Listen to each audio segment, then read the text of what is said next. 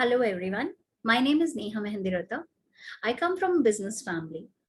I have an experience of around 5 years in the field of teaching. I started my career with British School of Languages where I was working as a faculty for English. Later on, I joined Cavalier, which was an institute for preparing students for competitive exams for UPSC like NDA, CDS, and CPF, where I had worked for 2 years, okay, from 2006 to 2008.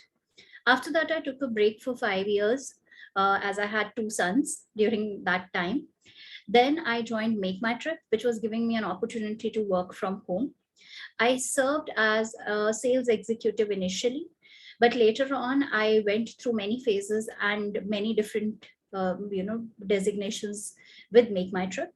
And in 2021, I stopped working with Make My Trip and joined Vedantu as a faculty for English for grade 4th and 5th. I worked as a master teacher for 9 months, that is from July 2021 till March 2022. I have reapplied as the post for faculty, and I'm looking forward to hear from you regarding the same. As for my motivation for being a teacher, I believe that I have the clarity of thought, which gives me an immense pleasure in making students understand the reasons behind why their answers are correct. Okay, it's not important for me just to make them solve the question that is there on the screen or in their examination paper. They should be able to solve any question of similar kind as well. So for me, it is very important that I teach them the why behind their answers so that they always have a complete clarity about how they should proceed.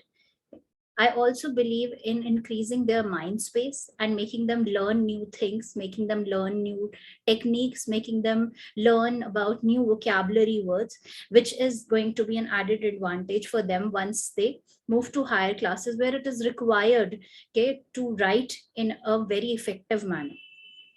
I've always believed in using adaptive methods and innovative technologies.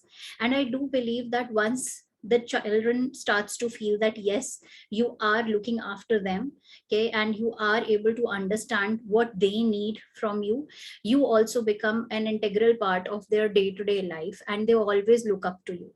So that is my way of paying it forward to all the teachers whom I am completely thankful for making me the way I am today.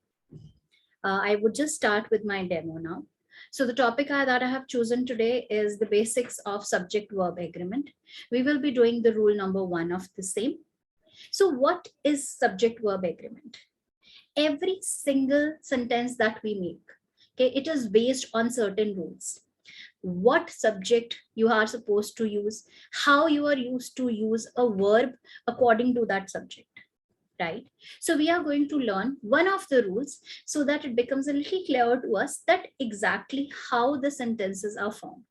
Where are we going to use these verbs? How do we combine them with a singular subject and with the plural subject? So let's begin with the basis of subject-verb agreement. We have already learned in the class that there is a subject in the sentence and there is an object in the sentence.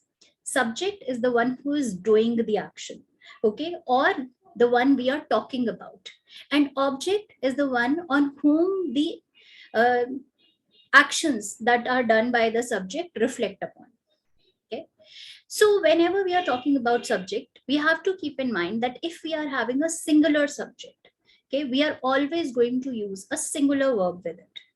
And if we are using a plural subject, we are always going to use a plural verb with it. Now, what do we mean by it? So let's have a look at the few examples. The cat is sitting under the tree. Why haven't I used are over here? The cat are sitting under the tree. Because cat is singular, right?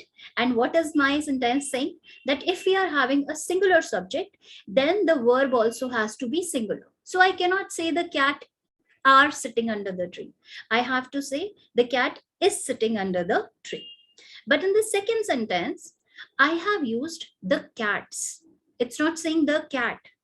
So now, as my subject has become plural, so I am going to use a plural verb with it, right?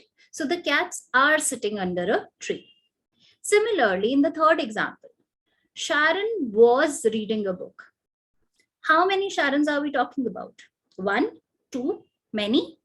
We are talking about single Sharon, correct? So that means my subject is singular. So we are going to use a singular verb with it. Sharon was reading a book and not were reading a book. Now let's have a look at the fourth example. Sharon and her friends. So now we are not talking about one subject. We are talking about multiple subjects. Because whenever we are using and in the sentence to join two separate subjects, it automatically becomes plural, right? So Sharon and her friends was reading a book. No, we are going to use were reading a book. Have a look at example number 5. Jack has a red and white football. Okay, Jack is again singular. So I'm going to use has with it. But when I have Jack and I dash the same colored football.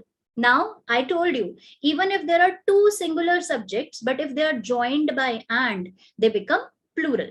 So Jack and I have the same colored football. Okay, so I hope this is a little clear. Yes? Okay. So let's move forward and try to solve a few questions based on the same. Okay. So question number 1 says, write down the correct verb that agrees with the subject. My older sister dash a large collection of vintage postage stamps. Okay, now my older sister. How many subjects? Yes. 1, 2, 3. No, only one. My older sister. It is not written sisters. So what is going to be the answer? Okay, I'll count till 5. Ready? Let's see if you can give the answer. 1, 2, 3, 4, 5. Yes, time's up. Okay, so let me help you out in giving the answer. My older sister has a large collection of vintage postage stamps. Okay. Now let's move to the next question. Many malls dash supermarkets inside them. Many malls. Malls. Plural? You know the answer? Okay, let's have the answer quickly. 1, 2, 3, 4, 5. Time's up. So what's the answer? Many malls have supermarkets inside them. Absolutely correct. Good job, guys. Okay. Here comes the third question. Now we are going to use two different verbs. Okay, read the question carefully and then decide. There dash only one apple in the basket. However, there dash many bananas. Okay, so what are we going to use in the first fill in the blank? How many subject are we talking about? Yes? One apple, absolutely correct. So singular subject. But in the second fill in the blank, we are talking about many bananas. So plural subject. So which option is correct? There is only one apple in the basket. However, there are many bananas. Absolutely right. Absolutely right. Many of you have given the right answer. Thank you so much. And here is one more of the similar kind. Sharon dash going to the dance class and her parents dash going to the mall. Okay, so Sharon, how many? Singular, absolutely. And parents, how many? Plural? Yes, absolutely correct. So find out what would be the correct answer. Come on. 1, 2, 3, 4, 5. Yes, thank you so much for giving the answers quickly. Sharon was going to the dance class and her parents were going to the mall. Absolutely correct answers, guys. So let's have a quick recap. What did we learn? We learned that singular subjects are paired with singular verbs and plural subjects are paired with plural verbs. So I hope you are able to solve any question based on this very quickly now. Yes? So thank you so much for today. I will meet you again with a new session with new enthusiasm and new things to learn. Take care. Bye-bye.